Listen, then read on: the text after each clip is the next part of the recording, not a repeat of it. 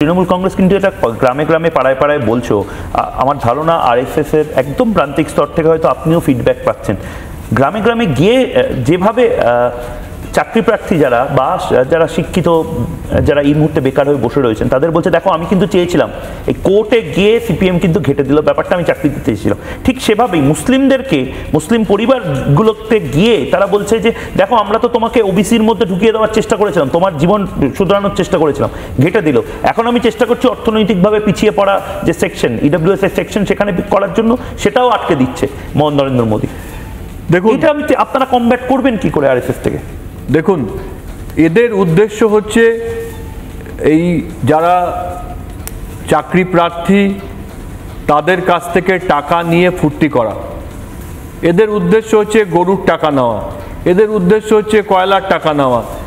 তাই যারা দুর্জন ব্যক্তি তাদের ছলের কোনো অভাব হয় না। আমার ধারণা মুসলমান সম্প্রদায়ের মানুষ, বাংলার মুসলমান সম্প্রদায়ের মানুষ প্রকৃত অর্থে কে তাদের ভালো চান সেটা বুঝবেন। যে মুসলমান সম্প্রদায়ের কি সত্যি তারা ভালো করেছেন? আমার বাড়ির ছেলে যদি মস্তান তৈরি হয়, আমার বাড়ির ছেলে যদি দেশদ্রোহী তৈরি হয়, যদি এর সঙ্গে ISIS এর সঙ্গে তার যুক্ত করে দেন,